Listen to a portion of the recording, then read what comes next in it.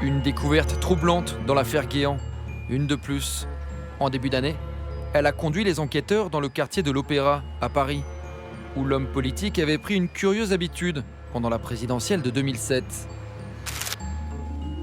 Entre mars et juillet de cette année-là, à 7 reprises, il s'est rendu discrètement dans le sous-sol de cette banque, qui n'est pas son agence habituelle. À 7 reprises, il a descendu ses escaliers. Le futur homme de l'ombre de l'Élysée avait loué non pas un coffre-fort, mais carrément une chambre forte. Une pièce blindée de 2 mètres de haut que nous avons filmée en caméra cachée. Ça fait 15 mètres cubes. Je sais pas exactement combien que ça fait. Ça, Mais donc ça, c'est ce que vous appelez chambre. chambre. Une chambre. D'accord. Une chambre, oui. Vous n'allez pas la relouer de sitôt, j'imagine. Je pense pas, non, parce qu'en ce moment, c'est plutôt des petits coffres qu'on nous demande. C'est assez rare, ouais, de louer des chambres. En garde à vue, Claude Guéant a soutenu que cette vaste chambre forte, dont le tarif habituel dépasse 30 000 € l'année, n'aurait abrité que de simples archives et des discours de Nicolas Sarkozy. Les enquêteurs, eux, se demandent si l'ancien émissaire du président n'y cachait pas d'autres secrets.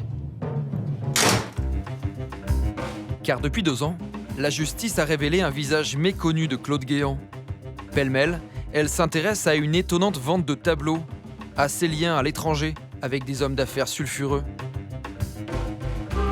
Les enquêteurs le soupçonnent même d'avoir touché de l'argent liquide jamais déclaré. L'image impeccable de celui que l'on surnommait le cardinal est écornée. Je me disais, bon voilà, quelqu'un de solide, quelqu'un d'intègre, quelqu'un qui connaît les affaires de l'État, quelqu'un à qui je peux faire confiance. J'ai été stupéfaite de cette révélation. Pendant 10 ans, Claude Guéant a été le grand confident de Nicolas Sarkozy, son homme à tout faire. Claude Guéant était vraiment une machine à travailler tout à fait extraordinaire.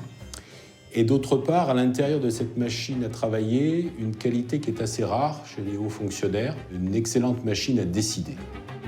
Un super majordome du président, dont le rôle allait bien au-delà des grilles de l'Élysée. L'homme de confiance était chargé des missions secrètes. Il fréquentait d'obscurs intermédiaires. Son nom apparaît même dans l'enquête sur un éventuel financement occulte de la campagne de Sarkozy par la Libye. Cette somme qui a été versée sur mon compte en 2008 n'a strictement rien à voir avec un financement libyen. Le personnage de Claude Guéant est très troublant. Ce qui se dit le plus, c'est que ça a été un grand serviteur de l'État et qu'à un moment donné, il aurait basculé. Ceux qui le connaissaient bien ne l'ont plus reconnu à partir d'un certain moment. Comment l'ancien préfet rigide et austère est-il devenu le VRP le plus secret de la République? L'homme de la diplomatie parallèle s'est-il compromis au contact de ses nouvelles fréquentations? Enquête sur un grand commis de l'État, devenu homme de l'ombre.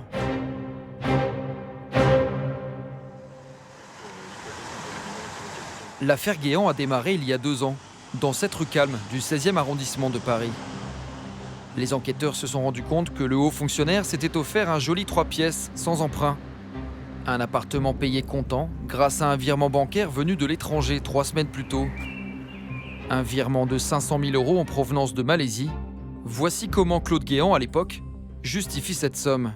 J'ai vendu en 2008 un bien dont j'avais fait l'acquisition une 20aine d'années auparavant. C'était 2 tableaux, des tableaux d'un peintre hollandais qui a produit au début du XVIIe siècle. Et voilà. 2 modestes tableaux qui lui auraient rapporté 500 000 €. La justice, elle, soupçonne des rétrocommissions venues de l'étranger. Depuis 2 ans, elle enquête. En 2013, nous-mêmes étions partis sur les traces de ces 2 mystérieux tableaux. Des œuvres d'art que Claude Guéant n'a pas pu montrer aux policiers, mais il leur a donné le nom du peintre, un flamand, rarement exposé. Van Eertvelde, il est là-bas et il est dans la salle baroque. Bruno Fornari est le conservateur du musée des Beaux-Arts de Gand. Le voilà. C'est un grand format? C'est un grand format, c'est vraiment un des grands formats de l'artiste. Et c'est de la peinture qui était destinée aux intérieurs bourgeois. Et donc, que normalement on ne voyait pas. Maintenant, certains sont dans les musées, mais c'est encore toujours de la peinture de cabinet. Ce petit maître a peint toute sa vie des batailles navales. Ici, un homme à la mer, le vizir, lâché par les siens en pleine tempête. Comme une allégorie de ce que vit aujourd'hui Claude Guéant. On a une idée de combien coûterait un tableau comme ça? Je n'ai aucune idée, non. Non. Mais de toute façon, dans un musée, une œuvre perd toute valeur marchande. Elle n'est pas à vendre. Elle n'est certainement pas à vendre. L'ancien ministre assure que ces toiles mesuraient 30 cm par 60. 2 petits tableaux comme ceux-là, vendus 500 000 €. Étrange, car même les plus grands formats de ce peintre flamand n'ont jamais dépassé 170 000 €. Claude Guéant et son mystérieux rapport à l'argent. En recherchant les tableaux, les enquêteurs ont découvert que le haut fonctionnaire maniait beaucoup de cash. Il aurait réglé de nombreuses dépenses personnelles en liquide. Mais là encore, d'après l'intéressé, cet argent n'a rien à voir avec de la corruption. Ce sont des primes que l'on reçoit comme ça, qui ne sont pas déclarées de toute éternité, et voilà, c'est tout. Tu trouves ça normal? Bon, on peut dire que c'est pas normal après coup, ça c'est vrai. Pas normal, car en principe, les primes de cabinet en espèces n'existent plus depuis 2002. Or, Claude Guéant a continué à en toucher quand il était le très discret directeur de cabinet de Nicolas Sarkozy, au ministère de l'Intérieur. Ex-conseiller technique Place Beauvau, Pierre Monzani a toujours vu de l'argent liquide circuler au ministère. Des enveloppes distribuées par une dénommée Henriette. Vous connaissez la fameuse Henriette là que... Oui, qui était une femme très attentive, très économe et très sympathique. Et donc, qu'est-ce qu'elle faisait, donc, cette Henriette? Elle gérait les frais de police. C'est ce qu'on appelle les frais de police, c'est-à-dire l'argent liquide qui sert à rémunérer les indicateurs de la police, à attendre, à monter des enquêtes, notamment comme on voit à la télévision dans les films. L'argent réservé aux enquêtes policières a en partie atterri dans les poches d'un directeur de cabinet, à l'image si sobre. La face sombre de Claude Guéant commence à émerger. Parmi les premières à dégainer, Roselyne Bachelot. Dès 2013, elle ne mâchait pas ses mots envers le protégé du président Sarkozy. Évidemment, il n'était pas convenable qu'un membre du cabinet puise dans ces sommes. Donc j'ai indiqué à ce moment-là, au vu des explications par ailleurs fort embrouillées de Claude Guéant, qu'il était soit un menteur, soit un voleur. Dans l'état actuel de ce que je connais du fonctionnement de l'État à un haut niveau, puisque j'ai moi-même été ministre, il se pourrait même que je me sois trompé, peut-être qu'il n'est pas menteur ou voleur, mais peut-être menteur et voleur. Une question à laquelle la justice cherche toujours une réponse. Après 2 ans d'enquête, elle vient de retrouver la trace des 2 mystérieux tableaux que Guéant aurait vendus 500 000 €. Les voici. Lors de leur dernière vente publique en 90, ils avaient été achetés 30 000 €. Leur valeur a-t-elle pu décupler en 18 ans?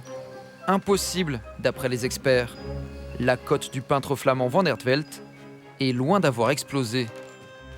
On trouve ici une huile sur panneau de 36 cm sur 63 cm. On pourrait imaginer qu'un tableau comme celui-ci est un des 2 tableaux qu'a vendu Claude Guéant. Mais on voit bien que là, on est à 13 000 €. Enfin, on voit qu'aucun tableau n'a atteint 250 000 €. Dans leur dernier rapport, les policiers vont jusqu'à qualifier cette vente de tableaux à l'étranger de scénario atypique et peu vraisemblable. Ils soupçonnent une vente fictive. Vous y croyez, cette histoire des tableaux? On peut effectivement se poser la question, ces tableaux existent-ils? C'est la question que tout le monde s'est posée et que tout le monde se pose, il ne faut pas être hypocrite. Ou bien alors est-ce que ça serait une justification pour de l'argent qui viendrait d'ailleurs? Je ne sais pas. Claude Guéant conteste toute malversation, mais il a refusé nos demandes d'interview.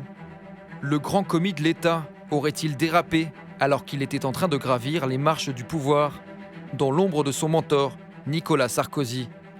Voilà, Claude Guéant qui arrive sur le perron de l'Élysée, qui donc dans quelques secondes... D'abord bras droit du puissant ministre de l'Intérieur, puis numéro 2 de l'Élysée en 2007. Claude Guéant, le nouveau secrétaire général de l'Élysée. Bonjour messieurs.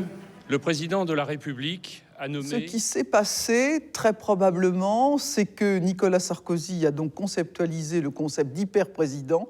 Tout se décide à l'Élysée, le Premier ministre étant réduit à un rôle qu'il estimait subalternes. On comprend à ce moment-là que le premier collaborateur du président apparaissait en fait à certains comme le vice-président. Un vice-président? Pas seulement. Claude Guéant était devenu l'homme de la diplomatie occulte et des négociations secrètes. Désormais à la retraite dans les Pyrénées, nous avons rencontré l'ancien ambassadeur de France à Tripoli. Il garde le souvenir d'un Claude Guéant, toujours bienvenu en Libye, Voilà, monsieur Guéant, vous l'avez là. Il est là. chez l'infréquentable Kadhafi. Vous voyez, c'était plutôt bon enfant, tout le monde sourit. Lui-même, même Kadhafi. Claude Guéant est pour moi l'acteur majeur, je dirais presque la cheville ouvrière, de la relance de la relation franco-libyenne pendant cette période. Son principal fait d'armes date de l'été 2007. Enfin libres, les infirmières et le médecin bulgare, emprisonnés depuis 8 ans en Libye, sont arrivés ce matin dans leur pays. Avec eux dans l'avion se trouvait, entre autres, Cécilia Sarkozy, mandatée par son époux dans ce Triomphe pour le couple présidentiel. Cécilia Sarkozy est présentée aux caméras comme celle qui a réussi à faire plier le colonel. Cécilia Sarkozy est exténuée. À Tripoli, elle a négocié durement la libération des infirmières. C'est une grande joie pour vous, j'imagine, quand même. Pourtant, en coulisses, celui qui a mené les tractations en toute confidentialité est bien Claude Guéant. Il fallait que ce soit Madame Sarkozy, que les Libyens aient le sentiment que l'enjeu était Madame Sarkozy, même si Guéant est derrière.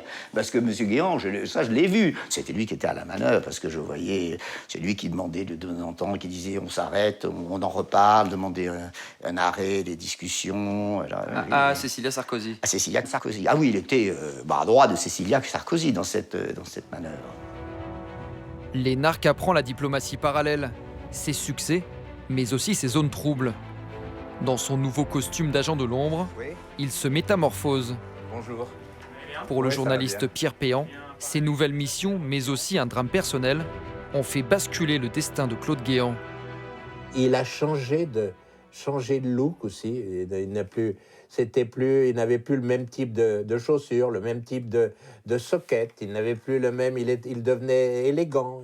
Et donc il y a deux événements. C'est la mort de sa femme et la proximité d'Alexandre Djouri, qui lui fait découvrir la vie. Alexandre Djouri, voilà le genre d'intermédiaire au passé trouble, devenu indispensable à l'agent Guéant. Un homme de réseau qui gravite de longue date dans les hautes sphères du pouvoir. Peu importe qu'il ait fréquenté le milieu, que son nom ait circulé dans des affaires de braquage ou d'escroquerie, Djouri n'a jamais été condamné, et son carnet d'adresses sans pareil fait de lui un homme incontournable pour Claude Guéant, qui souhaite négocier des marchés au Moyen-Orient. Ah, voilà, tiens, voilà la première fois où je revois dans mes petites notes Alexandre en Arabie pour le marché du TGV et où il y a Guéant. Ces apporteurs d'affaires, Guéant, le VRP ne peut plus s'en passer. Mais leur fréquentation peut se révéler nocive, d'après le criminologue Xavier Hofer, qui les appelle les prédateurs. Les réflexes qu'on acquiert quand on est dans le milieu criminel vous donnent à vie des réflexes de prédateur. Un prédateur, c'est quelqu'un de dangereux. Surtout pour un haut fonctionnaire ou un dirigeant politique qui est absolument innocent en la matière. Ils n'ont pas idée de ce que c'est qu'un bandit. Ils ne le savent pas. Parmi ces relations controversées qui ont introduit Claude Guéant dans les zones grises du pouvoir, un certain Ziad Takieddine, le marchand d'armes libanais plusieurs fois mis en examen pour corruption et escroquerie. C'est lui qui, dès 2005, enseigne la diplomatie parallèle à un Guéant débutant. Il l'introduit auprès des plus grands dictateurs de la planète, Kadhafi en Libye, mais aussi Bachar el-Assad, le chef d'État syrien. Je lui donnais tout. Tout. Par écrit. Avant. Et donc ils en disaient quoi à Bachar el-Assad une fois qu'il... On s'arrêtait à un endroit avant la frontière. On discutait. Je lui donnais tout. On rediscutait, etc. Et on allait le voir Assad après. C'est-à-dire qu'il se sentait pas vraiment dans son milieu avec les Kadhafi, les al-Assad. C'est qu'il était un tout petit peu méfiant, ça qui est normal, mais surtout mal à l'aise. Mal à l'aise peut-être, mais efficace. En octobre 2005, il organise en Libye une visite médiatique de celui qui n'est alors que ministre de l'Intérieur. Officiellement, Nicolas Sarkozy vient discuter immigration. On pourrait presque dire que pour les réseaux d'immigration clandestine, la frontière de l'Europe, c'est déjà le sud de la Libye. Pourquoi vouliez-vous aller en Italie? Mais dans l'ombre, le discret négociateur est encore à la manœuvre. D'après les carnets de Ziad Takieddine saisis par la justice, le directeur de cabinet était venu quelques jours plus tôt pour une visite préparatoire inhabituelle au caractère secret. Il sera préférable que Claude Guéant se déplace seul et sans fanfare pour évoquer l'autre sujet important de la manière la plus directe. Il est indispensable que le volet commercial de la visite ne soit pas mis en avant par les préparatifs officiels. L'autre sujet important dont il est question, d'après le mystérieux Takieddine, le business. Claude Guéant, c'est en quelque sorte l'ouvreur du pavé des roses. C'est-à-dire? C'est-à-dire quand une voie est ouverte dans un pays comme la Libye, la France tient beaucoup à en profiter. Parce que c'était un pays potentiellement riche? Oui, c'est un pays, pas potentiellement, c'est un pays riche et ça fait fleurir les industries françaises. Paris-Tripoli, l'homme de Sarkozy a fini par connaître le trajet par cœur. Ces déplacements, pas toujours inscrits à l'agenda officiel, se sont multipliés après l'accession de son mentor à l'Élysée. Mais quel type de tractation menait-il exactement? Bonjour, comment allez-vous? Vous allez bien? Ça va? Ouais. Bienvenue à Tripoli. Mofta Missouri a été l'un des spectateurs privilégiés de ces voyages libyens de Claude Guéant. Il y a 2 ans, l'ancien traducteur officiel de Kadhafi nous avait livré un témoignage inédit. Il nous emmenait sur un champ de ruines, en plein Tripoli. Les restes des anciens bâtiments de la présidence. C'est où votre bureau? C'est dans cette enceinte, mais très loin. J'étais au-dessus du bureau du guide. À l'entendre, dans ce grand bureau du guide Kadhafi, Guéant le diplomate tentait de vendre de la marchandise sensible à un régime officiellement infréquentable. Il était envoyé par le président Sarkozy pour essayer de convaincre Kadhafi de faire l'achat d'avions Rafale. Il avait emmené avec lui un catalogue. Il était venu pour faire de la publicité des produits de guerre français, quoi. Comme les Milan, comme les avions Rafale, comme les centrales nucléaires. Du nucléaire pour Kadhafi, Claude Guéant a toujours maintenu le contraire. Mais Mofta Missouri est formel. En tant que traducteur officiel, il assistait à toutes les conversations franco-libyennes. Il y a Kadhafi, Sarkozy et votre serviteur. L'homme qui murmurait à l'oreille du guide a observé que lorsque le Français était à Tripoli, c'était pour rencontrer de manière confidentielle Béchir Saleh, bras droit du colonel, grand financier de la Libye. Il y avait une proximité particulière entre Claude Guéant et la Libye. Il était l'ami de Béchir Saleh. Claude Guéant, il venait en Libye quand il voulait. Il appelait Béchir Saleh et il venait. Ah, il est en première ligne, bien sûr, oui, oui. Totalement en première ligne. Au point même que le ministère des Affaires étrangères se trouvera totalement écarté de la relation franco-libyenne, informé bien sûr par moi parce que mes télégrammes partent aussi au ministère des Affaires étrangères. Mais le chef d'orchestre, ça a été monsieur Guéant. Un chef d'orchestre qui organise même, avec ses riches amis libyens, un déplacement qui va marquer les esprits. La garde républicaine accueille Mouammar Kadhafi au palais de l'Élysée. En décembre 2007, le colonel Kadhafi s'invite dans les jardins de l'hôtel Marigny, à 2 pas de l'Élysée. Il obtient le droit d'y planter sa tente. En échange, il promet 10 milliards d'euros de contrats à des entreprises françaises. On incluait les dossiers tels que le nucléaire, une coopération dans le domaine nucléaire, une coopération dans le domaine de la défense, une coopération dans le domaine culturel. Bon, il y avait plusieurs accords qui ont été signés, plusieurs textes qui ont été signés. Aujourd'hui lâché par les siens, Claude Guéant nous a assuré réserver sa part de vérité pour plus tard, dans un texto. J'espère seulement que lorsque je serai innocenté, vous ferez une nouvelle émission. J'y participerai alors volontiers et j'aurai beaucoup de choses à dire.